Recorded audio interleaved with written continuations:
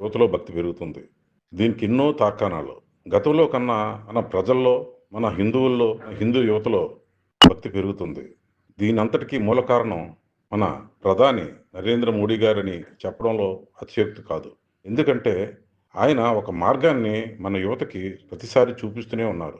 ఉదాహరణకి రామ జన్మభూమి ప్రారంభోత్సవ కార్యక్రమానికి ముందు ఆయన దక్షిణ దేశ ఆలయాలన్నింటికి తీర్థయాత్ర చేశారు. మరి ముఖ్యంగా తమిళనాడు, కేరళ, ఆంధ్రప్రదేశ్, కర్ణాటకలో దేవాలయాన్ని ఆయన దర్శించి మనకి హిందూ మతం మీద చూపించిన నిబద్ధతకి ఆయనకి ఎంతైనా మన జాతి రుణపడి ఉంటుంది. మన మతంని పొగుడుకోవడం అంటే ఇతర మతాలు దూషించడం కాదు.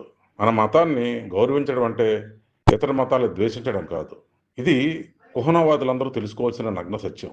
మన మతాన్ని ప్రేమిద్దాం. మన మతంలో ఉన్న అత్యంత విశ్వాసమైనటువంటి గాథలు ఎన్నో ఉన్నాయి.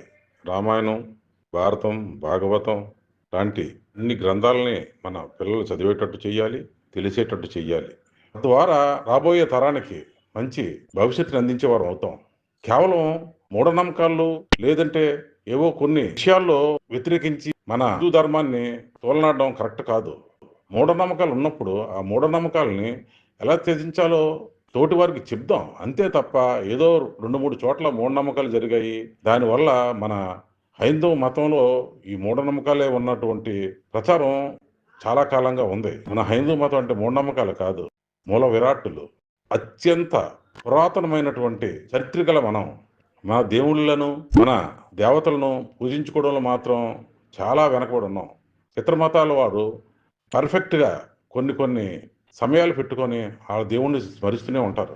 అదేవిధంగా మనం కూడా మన దేవుళ్ళ మీద భక్తిభావాన్ని చాటుకోవాలి. చూడండి, మన హిందూ మతంలో తప్ప వేరే ఏ ఇతర మతాల్లో వాళ్ళ మతాలను విమర్శించుకునే దాఖలాలు చాలా తక్కువగా చూస్తాం.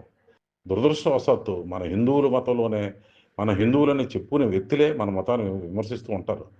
వాళ్ళు మరి మేకతోలు కప్పుకున్న పుల్లా లేకపోతే కుహనవాదిలో మనకు అర్థం కావట్లేదు. కానీ వాళ్ళు ఎప్పుడు కూడా మన మతంలో ఉండి మన మతాన్ని విమర్శిస్తారు. మన మతంలో లేని వాళ్ళు మన మతాన్ని విమర్శించారంటే ఏదో ఆలోచించవచ్చు, వాళ్ళ మతం గొప్పతనం చెప్పుకోవడానికి అనుకోవచ్చు. కానీ మన మతంలో ఉండి మనల్ని విమర్శించే వ్యక్తులు మాత్రం ఈ సమాజం వెలివేయాలి.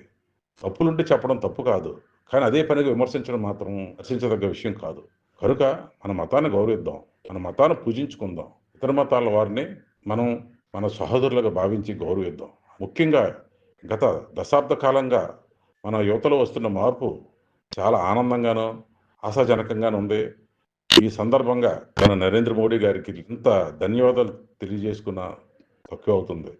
గతంలో ఉన్న ప్రధానులు కానీ, గతంలో ఉన్న దేశ పెద్దలు కానీ మన మతాన్ని ఇంతగా ప్రచారం కల్పించినట్టు సందర్భాలు చాలా అరుదు.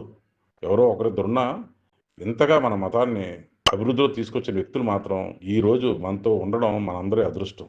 జై హింద్, జై జన్మభూమి. ఈ వీడియో నచ్చినట్టయితే షేర్ చేయండి, లైక్ చేయండి. My media, me Janardhan.